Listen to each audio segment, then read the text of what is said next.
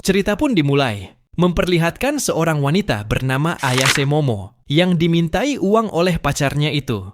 Tapi Momo jelas nggak mau ngasih si brengsek itu uang, dikarenakan udah berapa kali minta kayak gitu, dan langsung memberikan tendangan ke pacarnya tersebut. Namun ditepis olehnya, lalu membalas balik dengan tendangan juga. Dan pacarnya berkata bahwa hubungan mereka pun berakhir sampai sini. Di kelas, Momo sangat amat bersedih, dikarenakan tidak bisa bertemu dengan pacarnya lagi, yang mirip dengan pria idamannya, bernama Takakura Ken. Entah siapa itu aku nggak tahu juga. Di tengah galau-galaunya, Momo pun melihat ada anak culun yang sedang dibully oleh teman sekelasnya. Karena iba, dia pun menolong si culun tersebut. Lalu mengertak para pembuli itu dengan tatapan tajam, dan melihat apa yang dibaca olehnya. Tapi isinya cuman pembahasan alien. Ngebikin Momo jengkel dan pergi. Pria culun itu mengikuti Momo keluar kelas. Mungkin saja Momo mau tahu tentang alien itu apa. Ya, Momo mah nggak mau gitu ngurusin hal begituan. Hingga Momo bilang bahwasanya ia itu percaya dengan hantu,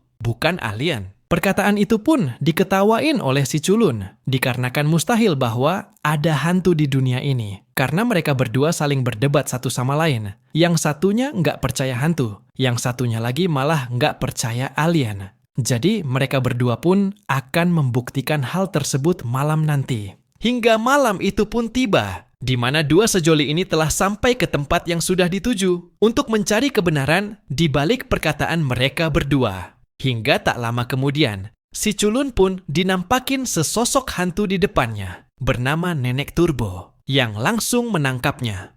Momo yang khawatir dengan kondisi si culun, bergegas pergi dari sini. Tapi ada satu kendala, di mana ia dihadang oleh 3 alien yang menyamar menjadi manusia. Lalu dia pun tertangkap juga. Ketika sadar, Momo sontak terkejut dengan ia yang tak memakai pakaian. Kemudian, 3 alien ini pun bersiap-siap untuk mengengbeng si Momo. Sebelum hal itu terjadi, muncullah si culun yang telah dirasuki oleh hantu Nenek Turbo dari dalam ponsel dan memulai bertarung dengan para alien tersebut. Karena alien satunya punya kesempatan buat ngegeboy dirinya, ia pun tiba-tiba mengeluarkan ki dari tubuhnya dan berhasil mengalahkan para alien sange itu. Namun tiba-tiba Nenek Turbo mulai menyerang Momo. Dengan kekuatan barunya ini, dia berhasil mengeluarkan si nenek dari tubuhnya si culun. Tapi sayangnya, si culun terkena kutukan. Gara-gara Nenek Turbo telah mengambil batangnya si culun. Jadi jika mau kutukan itu hilang, maka datanglah ke kediamannya di terowongan. Lalu pergi begitu saja. Karena UFO ini sebentar lagi bakal mendarat, mereka pun bersiaga. Setelah UFO terjatuh, Momo dan si culun pun akhirnya bisa selamat, tanpa terkena cedera serius. Di tengah sedang mengobrol, di sini Momo belum mengetahui nama dari si culun. Lalu ia menjawab, kalau namanya adalah Takakura Ken, yang membuat Momo pun terkejut.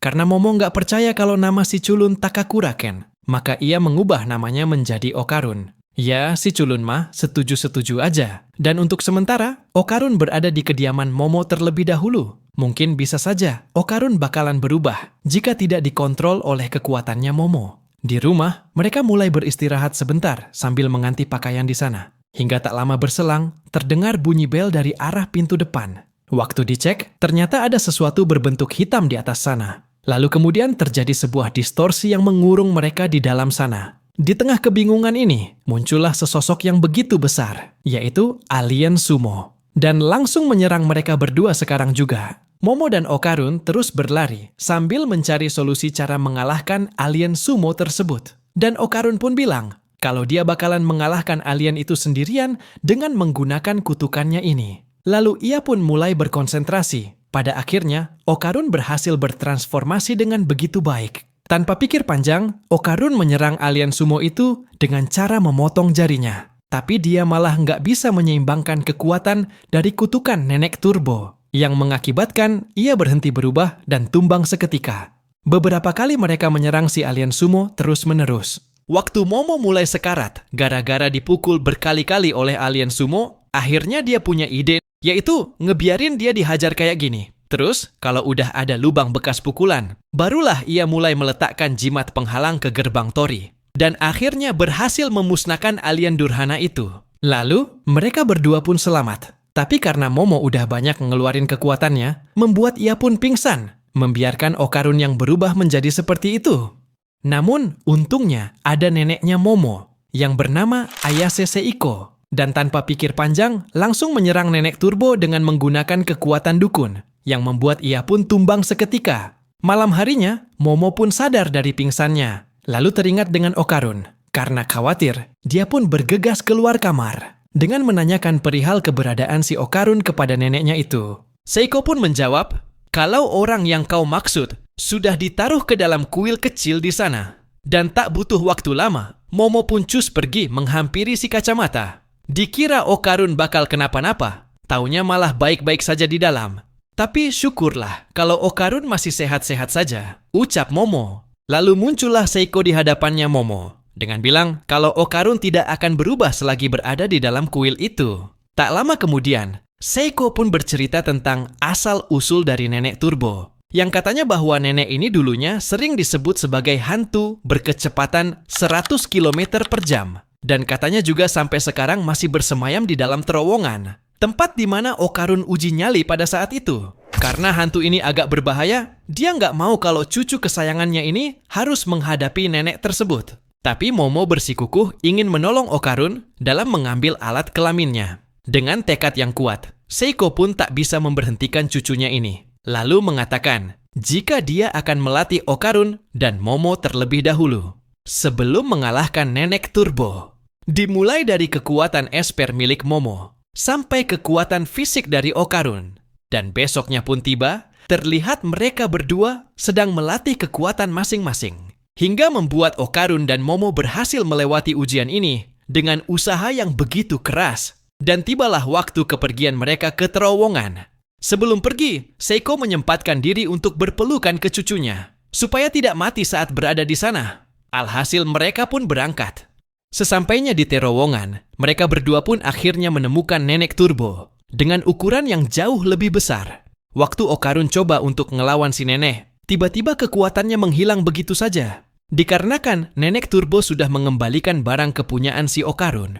Alhasil, kutukan Okarun pun menghilang. Sebelum mereka diterkam oleh nenek Turbo, Momo pun mengatakan sesuatu kepadanya, bahwa sebaiknya kita bikin pertandingan kejar-kejaran. Yang penting nenek Turbo harus mengejar mereka berdua dalam hitungan 10 menit. Dirasa sudah siap, Okarun dan Momo pun pada akhirnya berlari dengan tergesa-gesa. Tapi nenek Turbo malah melanggar aturan, karena ia menghitung lebih cepat, supaya bisa cepat-cepat menangkap mereka berdua. Alhasil Momo pun tertangkap duluan olehnya. Okarun sempat buat nolongin, tapi malah dicegah ama nih nenek. Membuat Okarun pun melakukan aksi menggigit teu-teunya si nenek tuwir bau tanah. Seketika ia pun kesakitan luar biasa, hingga nenek Turbo pun merasuki tubuh si Okarun. Namun bukannya Okarun masuk ke dalam tubuh si nenek, tapi malah ia yang masuk ke dalam tubuh Okarun. Dan Momo punya kesempatan emas buat ngelemahin kekuatan si nenek dari tubuh Okarun dengan menggunakan kekuatan espernya. Di tengah keberhasilan tersebut, tiba-tiba muncullah kepiting besar menerobos masuk ke dalam terowongan. Lalu nenek memerintahkan roh kepitingnya ini, yang bernama Baureksa, untuk membunuh kedua orang ini sekarang juga. Ya, mereka mah auto kabur dong, melarikan diri. Hingga mereka pun dikejar terus-terusan. Setelah berlari cukup lama, mereka pun tidak dikejar lagi dari belakang. Eits, tapi bohong. Nenek Turbo langsung memojokkan mereka berdua dengan mengatakan kalau Okarun dan Momo akan berakhir di sini. Di saat nenek Turbo bergabung dengan roh kepiting, Momo tanpa pikir panjang mulai menaiki atas kereta bersama Okarun. Yang seketika nenek Turbo pun menyusul mereka dari belakang. Karena sudah berhadapan satu sama lain, Momo pun mulai menggenggam tubuh si nenek untuk ditahan, supaya bisa dipancing ke tempat yang sudah dikasih mantra penghalang oleh si Seiko di depan. Dan memang inilah rencana mereka bertiga sedari awal, hanya untuk membuat nenek Turbo jera. Dan di saat itulah, nenek Turbo bakalan hangus sepenuhnya, lalu membebaskan roh yang ada di terowongan tersebut. Dan misi pembasmian nenek Turbo pun ditutup dengan mereka yang makan bersama pada malam itu. Di keesokan hari yang cerah, di mana Okarun sedang mencoba berlatih, menunjukkan sikap cara mengucapkan salam ke Momo bila bertemunya nanti. Dan tanpa diduga-duga, orang yang dimaksud malahan ada di depan gerbang. Karena merasa nggak pede, dia pun menghiraukan Momo di sebelahnya. Walaupun sudah diabai, tapi tetap saja Momo selalu menempel kepada si bro satu ini. Singkat cerita, Okarun dan Momo terlihat sangat gelisah satu sama lain. dikarenakan tidak bisa buat menyapa untuk sekarang ini. Lalu berharap semoga mereka bisa mengobrol lebih banyak selepas istirahat nanti. Dan benar saja, waktu istirahat pun telah tiba, di mana Momo dan Okarun saling mencari satu sama lain, hingga akhirnya bertemu juga, bersamaan dengan mereka yang tak sengaja berciuman. Namun kejadian itu disaksikan oleh teman dari Momo yang sangat terkejut, mengetahui kalau temannya sudah mencipok si bro Okarun. Jelas, mereka berdua mengelak argumen dari temannya yang mengatakan seperti itu. Selanjutnya, ketika Okarun mau pulang ke rumah, tiba-tiba saja ia tak sengaja menyenggol seorang wanita di sebelahnya, bernama Aira. Sontaklah dia meminta maaf terhadap si Aira. Tapi untungnya, Aira tidak mempermasalahkannya. Dan entah kenapa, nih cewek makin lama makin ngegodain si MC kita. Hingga Momo pun melihat kejadian tersebut. Waktu Aira sudah pergi di hadapannya Okarun, Momo mendengar kalau Aira ngomongin tentang si Okarun, yang ia bilang sebagai pecundang dan mudah dipermainkan olehnya sendiri. Mendengar semua itu, Momo pun tidak terima akan hal tersebut, lalu memutuskan untuk menjatuhkan baskom ke kepalanya si Aira.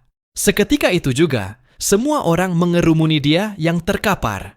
Dan di sisi lain, Momo mengajak Okarun buat pulang dengannya, sambil memegangnya dengan erat. Di kediaman Momo, Seiko mencoba untuk mengeluarkan aura jahat dari dalam tubuh Okarun dengan cara mengetok kepalanya, supaya auranya bisa berubah dan memungkinkan Momo untuk menarik aura tersebut menggunakan kekuatan espernya. Waktu selesai ditarik, Momo jelas bingung kemana aura itu pergi. Namun ternyata, aura tersebut telah masuk ke dalam sebuah patung kucing Manekineko yang ada di atas meja. Di saat patung tersebut melarikan diri, si Seiko memerintahkan mereka berdua untuk menangkap patung itu. Yang terungkap bahwa yang ada di dalam sana adalah Nenek Turbo. Nenek Turbo pun menjelaskan secara singkat mengapa ia masih bisa hidup. Jadi pada saat dia dihanguskan oleh jimat penghalang waktu itu, dia sempat berubah menjadi roh dan memungkinkan dirinya untuk memasuki tubuhnya si Okarun lagi. Selesai bercerita, Momo meminta si nenek buat menjadi temannya saja, daripada harus melakukan hal yang tidak-tidak. Karena nggak ada pilihan lain, maka Nenek Turbo pun mengiyakan pertemanan tersebut. Kemudian, kita dilihatkan ada Okarun, Momo, dan Nenek Turbo yang sedang mencari bijinya si bro, karena biji tersebut tidak ada pada si nenek, alias hilang. Beberapa kali mereka mencari kemana-mana, tapi tak kunjung mendapatkan hasil yang pasti. Nah sekarang, kita bakalan melihat sudut pandangnya si Aira, di mana saat si Okarun dan Momo sedang battle melawan Nenek Turbo di atas kereta. Di sini, Aira tak sengaja menemukan bola emas di dekat jalan. Dirasa menarik, dia pun menyimpannya. Tapi seiring waktu, Aira selalu diganggu oleh salah satu roh gentayangan, membuat dia beranggapan kalau hal ini merupakan ulah dari si Momo. Maka dari itulah, si Aira mengajak Momo buat ikut dengannya. Dan sesampainya ke tempat yang dituju, Aira dan kawan-kawannya segera menyergap si Momo, mengatakan kalau Momo adalah sesosok iblis, dan dirinya harus memusnahkan Momo dari muka bumi ini. Lalu tak lama kemudian, Okarun pun menyusul Momo ke dalam, memperingati kalau Aira sedang diincar oleh roh saat ini. Dan tak butuh waktu lama, rohnya pun akhirnya menampakkan diri, dan langsung menangkap si Aira. Nah karena udah mulai gawat, Okarun coba buat menyerangnya. Tapi usahanya sia-sia saja, dan mulai dimakan oleh si roh, bahkan Momo pun juga. Tapi tenang saja, Momo bisa men-counter roh akrobatik ini dengan cara membakarnya dari dalam sana menggunakan rosario yang ternyata sebuah korek. Dan yah, roh tersebut akhirnya memuntahkan mereka bertiga dari dalam perutnya. Dan mulailah mereka berdua bekerja sama mengalahkan roh akrobatik, hingga akhirnya berhasil menumbangkannya. Sebelum roh ini bakalan dibawa ke alam baka, Momo coba untuk menyambungkan jiwanya Aira dan roh akrobatik. Hanya ingin tahu, kenapa roh ini malah mengincar Aira setiap saat? Nah ternyata ini motif sebenarnya, di mana diceritakan kalau roh ini dulunya adalah seorang PSK dan mempunyai seorang anak perempuan yang masih kecil. Bahkan tak jarang, ibu yang satu ini selalu menghabiskan waktu bersama dengan anaknya setiap saat. Memang keluarga ini sungguh amat begitu harmonis, tapi kebahagiaan itu justru hancur seketika di saat para debt collector meminta ibu untuk membayar uangnya sekarang juga. Karena merasa tidak bisa membayar, alhasil orang-orang itu pun membawa anaknya si ibu sebagai penggantinya. Di waktu si ibu udah siuman, dia pun langsung menyadari anaknya di mana. lalu mulai mencarinya ke segala arah. Namun percuma saja, ia tak kunjung menemukan putri kesayangannya. Nah, karena merasa nggak kuat lagi, dia pun akhirnya mendiskon umur dari lantai atas dan menjadi arwah gentayangan yang akan mencari anaknya sampai ketemu. Hingga di suatu hari, Aira menyapa dirinya yang sudah mati, mengatakan kalau roh ini adalah ibunya. Sontaklah roh ibu tersebut merasa kalau anak ini adalah putrinya. Dan mulai saat ini hingga seterusnya, dia harus melindungi Aira dari berbagai macam ancaman yang ada. Selesai dengan kilas balik tersebut, Aira pun berjalan mendekat ke arah si roh akrobatik, sambil memeluknya dengan penuh tangis. Lalu mengatakan, berbahagialah bersama dengan anakmu di alam sana. Dan ia berjanji tidak akan melupakan semua ini. Dengan semua hal yang telah terjadi tadi, mereka pun merayakan keberhasilan dengan makan bersama. Dan seperti biasa, banyak sekali hal-hal random yang terjadi di ruang makan. Setelah Aira berpamitan, entah mengapa ia merasakan perasaan terhadap si Okarun, karena selalu menolongnya di waktu mengalahkan si roh akrobat. Nah, untuk biji dari si Okarun, itu sudah berhasil ditemukan. Tapi, tinggal biji yang sebelah lagi yang harus dicari. Hari-hari berjalan seperti biasa. Namun di tengah hal tersebut, tiba-tiba semua langit menjadi hitam gelap. Membuat Okarun, Aira, dan Momo merasa kebingungan dengan fenomena ini. Yang jelas, hal semacam ini sudah sering terjadi sebelumnya. Terlebih lagi ini ulahnya si alien, yang bisa menciptakan distorsi di sekitar tempat itu saja. Ucap Okarun. Lalu tak lama berselang, Momo pun melihat ada alien yang berbentuk Godzilla, yang sedang mengeluarkan semacam api dari dalam mulutnya, menciptakan kerusakan yang tak main-main.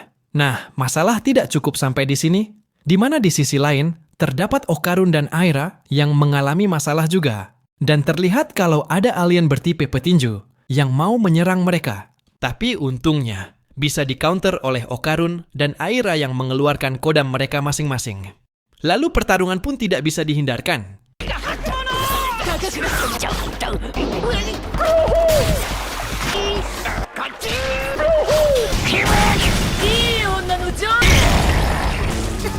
Di tengah hal itu, muncullah Momo yang mulai membantu mereka berdua dari segerombolan alien ini dan melanjutkan pertarungan kembali.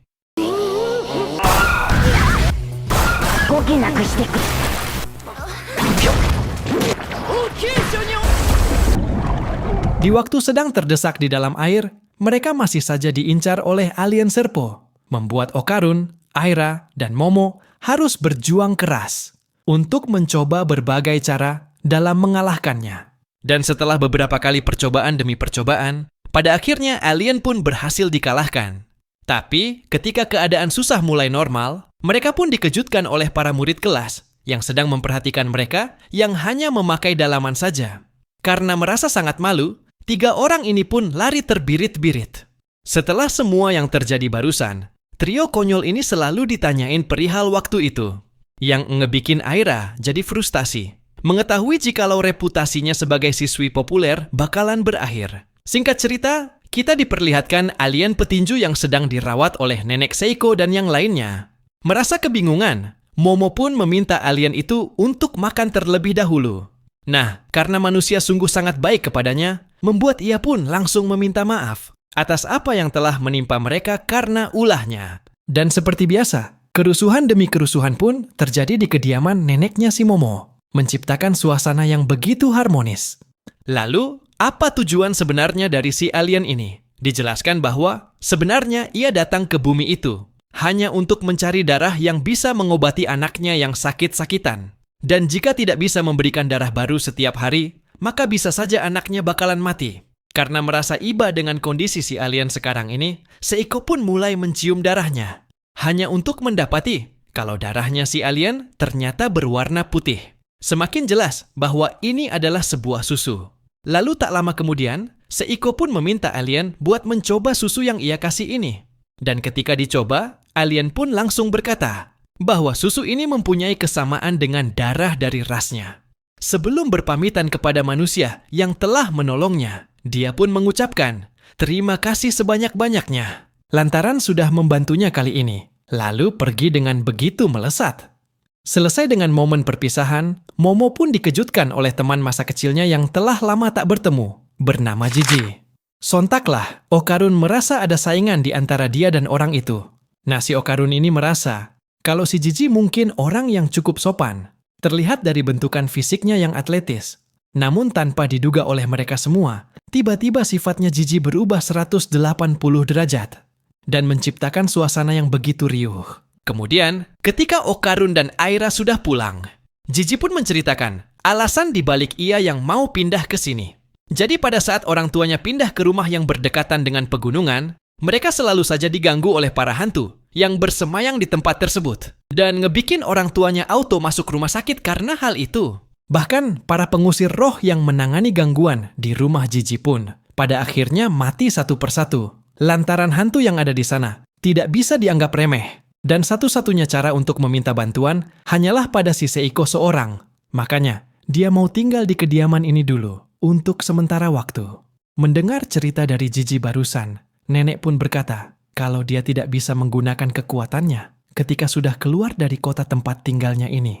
Alhasil, ia pun meminta kepada Momo untuk menangani permasalahan Jiji ini. Karena dia tahu bahwa cucunya sekarang sudah bisa mengendalikan kekuatan Iceper-nya. Besok harinya, Jiji pun mulai bersekolah di tempatnya Momo dan Okarun. Bahkan di perkenalan saja, dia sudah mulai bertingkah konyol, yang membuat Momo pun merasa malu dibikinnya. Kemudian, ketika Jiji, Momo, dan Okarun yang tengah berada di belakang sekolah, dikejutkan oleh patung humanoid yang berlari sangat kencang, seakan-akan tak peduli dengan lingkungan sekitar. Tapi sekilas terlihat kalau ada biji Okarun yang berada di patung tersebut. Alhasil mereka bertiga pun mulai menangkapnya. Dan terjadilah aksi kejar-kejaran di antara mereka semua. Hingga pada akhirnya, Okarun, Momo, dan Jiji pun berhasil menangkapnya. Di saat Momo meminta patung itu untuk memperlihatkan biji emasnya, tiba-tiba saja terdengar suara dari seorang wanita. Lalu patung ini pun mulai menyadari bahwa suara itu adalah suara kekasihnya dan memutuskan buat mencarinya di sampah rongsokan. Hingga pada akhirnya ketemu. Di atas sana, terjadi sebuah drama di antara para kedua patung ini, yang membuat Okarun pun mulai tersentuh ketika melihat cinta dua sejoli ini terjalin dengan begitu romantis. Dan untuk sekarang, patung humanoid yang wanita pun bakalan ditampung dulu di rumahnya Momo, daripada harus tinggal ke tempat rongsokan. Oh ya, untuk si wanitanya bernama Hana, sedangkan untuk si prianya bernama Taro. Beberapa hari kemudian, mereka bertiga pun pada akhirnya berangkat menuju ke kampungnya si Jiji, agar bisa mengusir roh jahat di rumahnya tersebut. Lalu ketika sudah sampai, Jiji pun memperkenalkan perkampungannya ini. Hingga tibalah mereka ke rumah yang dituju. Di dalam, Momo mencoba buat mencari aura aneh di sekitaran rumah Jiji, namun tak kunjung menemukan apapun. Ya karena nggak ada sama sekali aura jahatnya, mereka pun memutuskan untuk beristirahat terlebih dahulu. Di tengah asiknya bersantai, Momo tiba-tiba saja mau ke pemandian umum. Dan Okarun diminta untuk stay saja bersama dengan Jiji. Lalu berjanji, bakalan pulang di waktu sore. Kemudian, ketika Okarun dan Jiji sedang asik bermain bola di depan rumah, si culun pun mulai ngeh akan sesuatu. Di mana terlihat kalau di samping rumah terdapat sebuah tembok tambahan yang seharusnya tidak ada kamar sama sekali. Karena merasa heran, dua orang ini pun memutuskan untuk membongkarnya. Dan ya, ternyata isi dari tempat tersebut berisi semacam jimat yang ngebikin Okarun dan Jiji pun auto melongo. Di sisi lain, terdapat Momo yang mengalami masalah di pemandian karena dia diganggu oleh om-om mesum yang mau menyergapnya. Tapi untungnya, dia berhasil melawan balik si om-om ini. Di saat mau kabur dari sana, tiba-tiba Momo melihat ada nenek turbo di sekitaran pemandian. Lalu mengatakan kalau dia diam-diam menyelinap ke tasnya Momo untuk bisa menikmati air panas seperti ini. Tak lama berselang, muncullah para petugas yang mengetahui bahwa ada segerombolan om-om mesum di tempat ini. Dan tanpa pikir panjang, mereka pun auto kabur dari kejaran si petugas. Kemudian, Momo pun menyempatkan diri buat pergi ke kuil desa ini, yang bernama Kuil Tsuchinoko. Melihat ada pengunjung di kuil ini, seorang pemuda yang kita sebut saja namanya Fujin mempersilahkan Momo untuk melihat persembahan Dewa Tsuchinoko. Namun, entah kenapa, bentukannya tidak seperti yang dikatakan sebelumnya. Lalu Fujin pun menceritakan tentang asal-usul ular besar yang bersemayam di dalam gunung sekitaran sini, di mana dikatakan, jika ular ini tidak pernah dikasih tumbal manusia, maka gunung pun bakalan meletus. dan mengakibatkan desa tenggelam dengan erupsi tersebut. Makanya sampai sekarang, kulit dari ular besar pun mulai disembah oleh orang-orang di sini. Namun menurut Fujin, orang yang ada di desa ini sungguh amat parnoan. Dikarenakan, jika setiap manusia yang mulai kehilangan akal, maka bisa saja mereka mempercayai apapun tentang tumbal dan lain sebagainya. Selesai mendengar cerita rakyat desa ini, Momo pun OTW pulang ke rumah Jiji. Tapi pas sampai ke dalam, dia dikejutkan oleh om-om tadi dan juga para ibu-ibu yang diketuai oleh seorang emak kribo yang kita sebut sebagai Mio. Melihat Okarun dan Jiji yang sekarat, membuat Momo pun mulai menyerang mereka satu persatu. Namun tidak untuk si Mio, dikarenakan emak-emak yang satu ini terlalu jago dalam bertarung. Dan untuk tujuan dari mereka semua, tidak lain adalah untuk menjebak mereka bertiga ke dalam ruangan rahasia ini. Karena keluarga mereka ini, yaitu keluarga Kito, bertugas buat menumbalkan manusia selama kurang lebih 200 tahun lamanya. Dan untuk altar penumbalannya, itu berada di rumah ini. Setiap tahun, tempat ini selalu berubah terus-menerus, hingga akhirnya seperti sekarang ini. Nah, lalu kenapa keluarga Kito masih bisa hidup sampai 200 tahun? Itu karena mereka ini bukanlah manusia. Dan aku sendiri tidak tahu apakah mereka manusia atau tidak. Tapi jelas itu saja yang bisa aku simpulkan. Balik ke cerita. Di saat Momo terperangkap ke pasir hisap, Okarun dan Jiji pun segera membantunya dari kepungan om-om dan ibu-ibu. Baru saja mau naik ke permukaan, tiba-tiba saja mereka semua terjatuh berbarengan di dalam sana. Dan melihat jika ada cacing raksasa yang muncul di hadapan Okarun, Momo, dan Jiji. Perkenalkan, makhluk ini bernama cacing Mongolia dan merupakan sebuah ular besar yang diceritakan oleh Fujin sebelumnya. Namun masalah tak cukup sampai di situ, di mana Momo dan Okarun terkena sebuah cahaya yang dipancarkan oleh cacing tersebut. Memungkinkan mereka berdua mengalami gejala batin, seperti ingin membunuh diri mereka sendiri. Di tengah insiden yang terjadi, tibalah sesosok hantu yang hanya memakai sempak saja. Dengan kedatangan hantu ini, membuat Okarun dan Momo pun akhirnya tersadarkan. Karena kutukan dari sosok hantu beraura ungu adalah gejala batin juga. Memungkinkan dua kutukan ini saling bertabrakan dan menciptakan pembatalan kutukan satu sama lain. Singkat cerita, mereka bertiga pun lari dari hadapannya si cacing. Namun tanpa diduga, Jiji mulai diikuti oleh hantu bersempak barusan. Dan terjadilah kontak mata di antara Jiji dan hantu itu. Mengungkapkan masa lalu dari si hantu, di mana diceritakan bahwa hantu ini yang bernama Evil Eye bakalan mau dijadikan tumbal oleh keluarganya Kito. Hingga di waktu itu tiba, Evil Eye pun mulai diikat ke batang kayu. Membiarkan ia terbakar oleh lahar panas sampai gosong. Bahkan menjadi arwah saja, dia selalu ditakuti oleh para anak-anak. Padahal ia hanya ingin bermain. Karena dia terus-terusan ditolak oleh banyak orang, membuat Evil Eye menciptakan rasa benci terhadap manusia, lalu bersumpah untuk membunuh mereka semua. Selesai dengan kilas balik tersebut, pada akhirnya si Evil Eye mulai merasuki tubuhnya si Jiji, mengambil alih penuh atas dirinya. Di waktu Momo mau dihantam oleh si Evil Eye, secara kebetulan muncullah Okarun, mengatakan kalau kau tidak boleh melukai si Momo, sambil terus menahan serangan darinya. Dan setelah itu, barulah mereka mulai melarikan diri dari hadapannya Evil Eye, sambil menyuruh Momo buat keluar terlebih dahulu, sementara dirinya bakalan mengalahkan Evil Eye di dalam. Kemudian, ketika Momo sudah sampai ke permukaan, dia pun langsung merencanakan untuk membakar rumah ini, supaya dia bisa memancing orang-orang buat menolong Okarun dan yang lainnya di bawah sana. Di sisi lain, terdapat Okarun yang dibikin babak belur oleh Evil Eye di dalam kubahnya. Beberapa pukulan terus dilancarkan, hingga di satu titik di mana si Okarun sudah kehilangan kesabarannya, lalu mulai memberi serangan balasan kepada Evil Eye. Selesai mengurusi hantu tersebut, barulah ia berinisiatif untuk keluar dari sini. Tapi dia harus terlebih dahulu menolong nenek Turbo yang terjebak di dalam lendirnya si cacing. Niat hati ingin membantu, Okarun malah ikutan kecemplung juga. Sementara di lain sisi, akhirnya orang-orang pun berdatangan ke lokasi kebakaran. Lalu tak lama kemudian, terjadi sebuah pergerakan di bawah tanah dan memunculkan seekor cacing Mongolia yang keluar dari permukaan. Karena seperti yang kita tahu, jikalau air udah masuk ke dalam tanah, maka cacing pada umumnya bakalan tidak bisa bernafas. dan memutuskan untuk keluar mencari nafas di daratan. Namun sama saja, di luar sana juga terdapat matahari yang bisa membakar kulit mereka, memungkinkan cacing itu untuk mati kekeringan. Dan karena ini berlaku ke semua cacing, makanya Mongolia worm ini mulai mati secara perlahan, lalu memuntahkan para keluarga Kito di sana. Nah, baru saja mau bernafas lega, tiba-tiba saja Gunung Merapi pun mulai meletus. Sesuatu yang selalu dihindarkan oleh warga desa sekitaran sini. Oleh sebab itulah, Mio sangat amat murka dengan apa yang diperbuat oleh Momo terhadap ular besar. Membuat gunung pun meletus seperti ini. Namun Momo tidak peduli akan kepercayaan mereka. Karena menurutnya, yang telah mengakibatkan letusan ini disebabkan oleh geyser. Bagi yang enggak tahu tentang geyser, itu semacam uap panas yang keluar dari bawah tanah. Setelah mengetahui penyebabnya, Momo pun mulai mencari geyser tersebut. Diikuti oleh para keluarga Kito yang meminta pertanggungjawaban. Ketika sampai ke sumber masalahnya, dia pun tanpa pikir panjang langsung menaruh cacing itu ke dalam geyser. Dan inilah yang terjadi.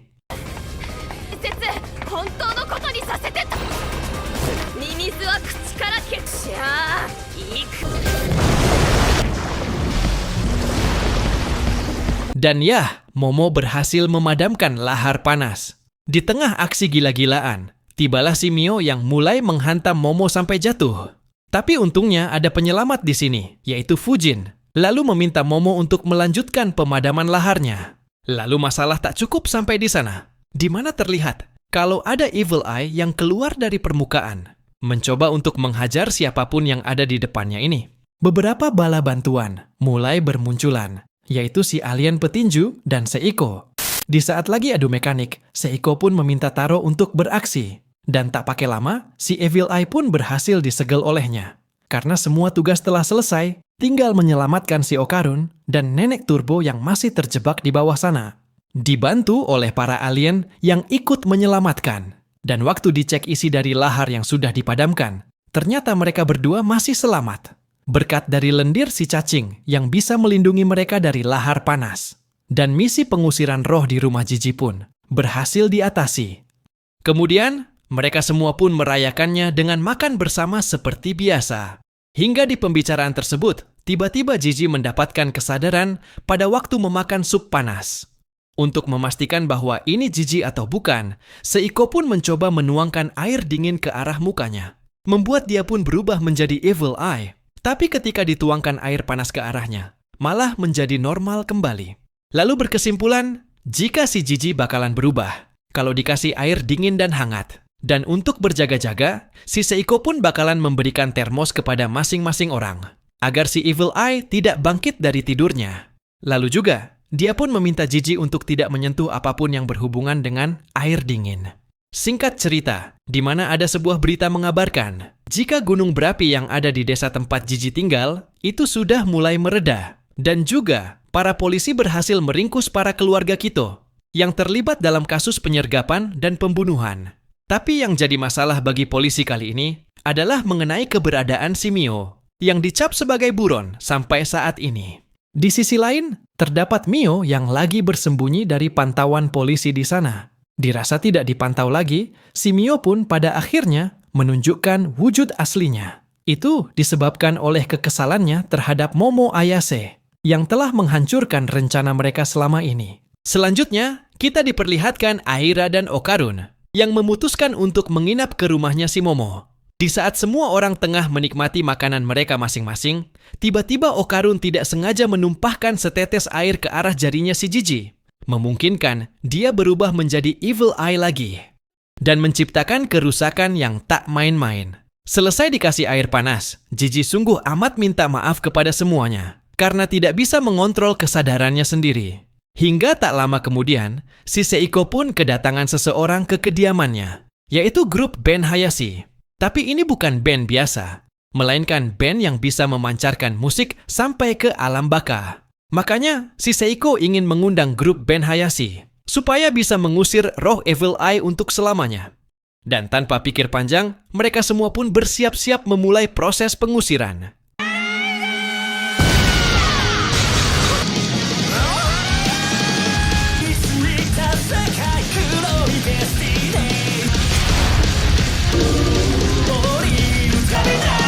Di saat hampir selesai dengan pengusiran roh, tiba-tiba si Jiji memohon agar Evil Eye dibiarkan bebas saja. Karena selama riwayatnya si Evil Eye, dia tak pernah diajak main oleh anak-anak sepantarannya. Dikarenakan ia yang terus dikurung layaknya hewan. Dan oleh karena itulah, Jiji mau mengajak roh ini untuk bermain bersamanya saja, biar dia tak kesepian lagi. Karena merasa iba, Seiko pun pada akhirnya membatalkan proses pengusiran ini. Mengatakan kalau dia bakalan menjadikan Evil Eye sebagai keluarga baru mereka. Dan juga, dia meminta maaf kepada grup Ben Hayashi yang repot-repot datang ke sini untuk proses ruqyah. Dan ya, proses pengusiran pun pada akhirnya dibatalkan. Ditutup dengan si Jiji yang dilatih oleh si Seiko untuk bisa menahan roh Evil Eye dari dalam tubuhnya. Dengan selalu melatih hal semacam itu, maka bisa saja Jiji bakalan mendapatkan kekuatan roh Evil Eye itu sendiri. Dan di hari selanjutnya, Jiji pada akhirnya bisa menahan roh dari tubuhnya. Terbukti dari Fujin yang tidak bisa mendorongnya seinci pun, serta Seiko yang menuangkan setetes air ke tangannya. Dan ya, sesi latihan pada hari ini pun telah selesai. Lalu kemudian, terlihat si Okarun dan Momo yang baru saja pulang ke sekolah. Tapi di saat mau menyapa mereka berdua, tiba-tiba Aira tak sengaja menabrak si Jiji, membuat air boba itu pun mengenai mukanya. Nah, pas mau disiram sebelum berubah, Evil Eye masih sempat buat menciptakan kubah di sekitaran dirinya, memungkinkan dirinya untuk menyerang mereka semua. Tapi untungnya, ada Momo yang segera menyemburkan air panas ke arahnya. Dan kembali seperti semula. Lalu hubungan antara Jiji dan Okarun pun mulai renggang. Dikarenakan si Evil Eye yang melukai Momo pada waktu itu. Walaupun bukan ulahnya si Jiji. Makanya pada hari itu, Okarun berlatih begitu keras agar bisa menghajar Evil Eye sampai sekarat.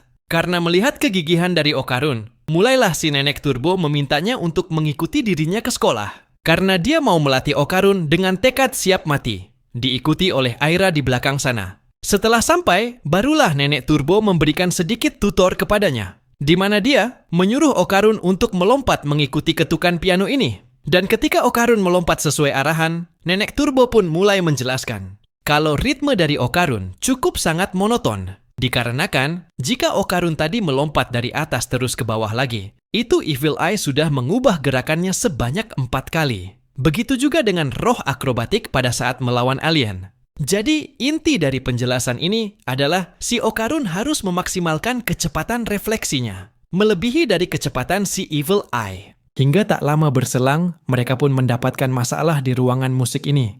Dikarenakan, ada hantu dari para musisi terdahulu di Eropa. Lalu hantu yang ada di depan bernama Ban, memerintahkan teman-teman hantunya untuk memulai serangan ke mereka bertiga ini. Dan pertarungan pun tidak bisa dielakkan lagi.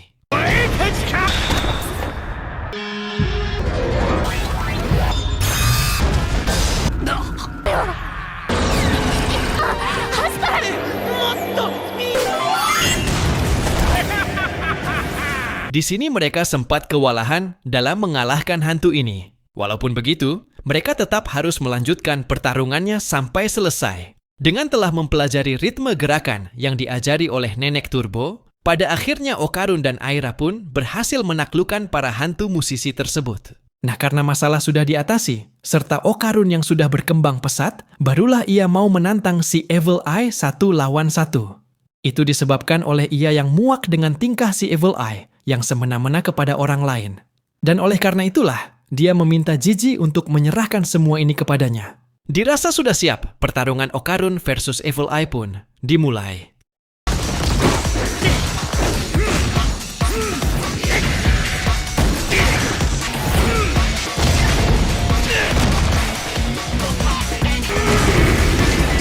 Pertarungan mereka cukup intens, hingga Okarun pun mengeluarkan jurus seruduknya yang sering dia pakai pas melawan musuh-musuhnya. Dan akhirnya berhasil mengalahkan si Evil Eye. Tapi tak lama kemudian, dia masih bisa bangkit.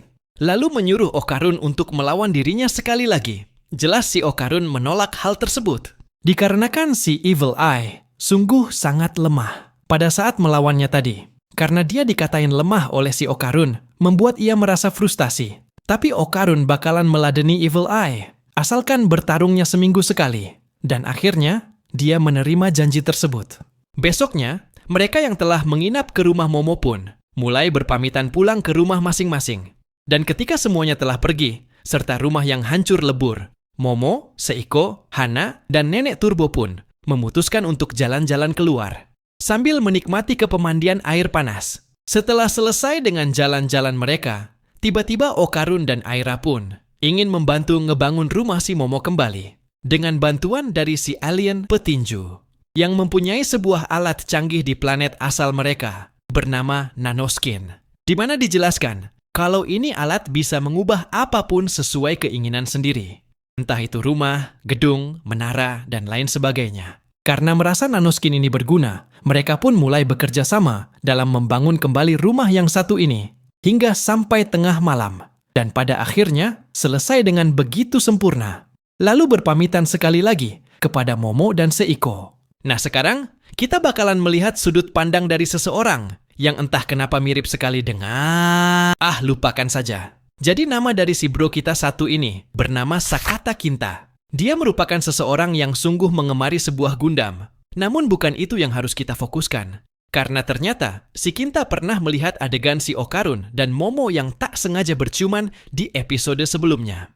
Beralih ke masa sekarang, di mana Kinta berusaha mengakrabkan diri kepada si Okarun, serta ingin tahu kenapa Okarun bisa mendapatkan si Momo segampang itu. Dan juga meminta tutor cara untuk populer di kalangan para cewek. Baru saja pengen tahu caranya. Tiba-tiba muncullah Momo yang tanpa babi bu, langsung mengucapkan biji emasnya si Okarun. Membuat Kinta mengetahui cara agar bisa menjadi populer, yaitu berbicara kotor. Selanjutnya, mereka berdua sedang berbincang mengenai biji Okarun yang terlihat di fotonya si Miko, sedang melayang-layang tanpa ada orang yang memegangnya. Di lain sisi, si Kinta masih saja kepo mengenai taktik kepopulerannya si Okarun. Hingga tak lama kemudian, dirinya tiba-tiba melayang tanpa sebab. Dan alasan dibalik si Kinta yang terbang tadi, itu karena ada semacam entitas tembus pandang yang membawa biji dari Okarun. Dan tanpa pikir panjang, mereka pun berusaha menangkap entitas tak dikenal ini.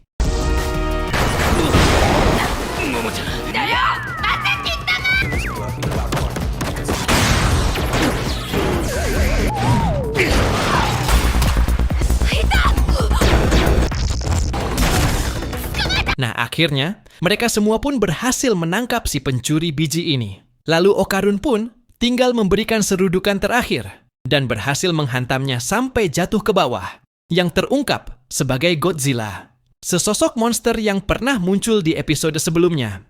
Namun tiba-tiba, Godzilla itu mulai berubah menjadi besar sedikit demi sedikit, yang mengejutkan Kinta, Momo, dan Okarun. Dan ya, si Godzilla ini seketika mengamuk di tengah-tengah kota, sambil terus mengejar mereka bertiga, disusul oleh Aira dan Jiji yang ikutan dikejar juga. Lalu mereka semua pun mulai bekerja sama dalam mengalahkan Godzilla.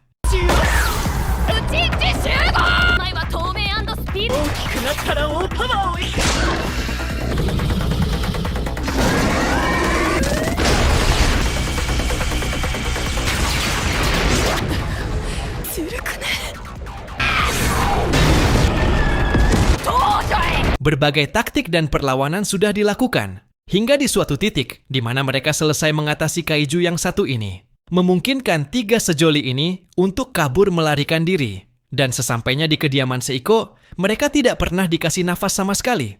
Karena kenapa? Ya, karena si Godzilla masih mengejar mereka sampai ke area terpencil.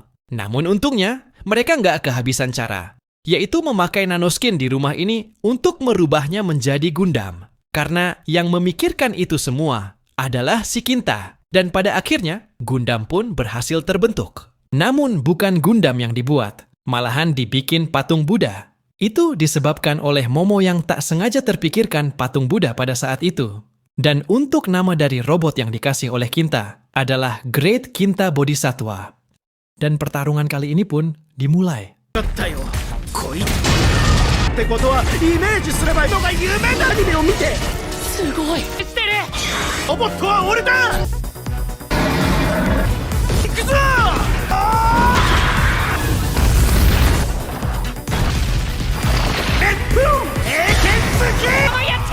Di tengah sedang bertarung, kita bakalan melihat kilas balik dari si Kinta, di mana pada waktu itu Ia pernah dijelek-jeleki oleh banyak orang, mengatakan jika Kinta adalah orang yang begitu jijik, hanya karena ia yang membawa berbagai hal Gundam ke sekolah, yang justru terlalu kekanak-kanakan. Namun Kinta tak pernah peduli terhadap pendapat orang mengenai hobinya, dan apa salahnya jika menyukai apa yang disuka, lalu melanjutkan kembali pertarungan mereka.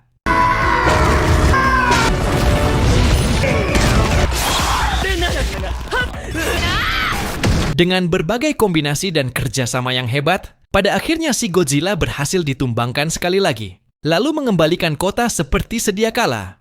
Dan untuk misi pemusnahan si Godzilla pun dinyatakan selesai. Ditutup oleh si Okarun yang membuka isi dari Godzilla satu ini. Dan isinya ternyata seorang wanita yang langsung menyosornya di depan si Momo.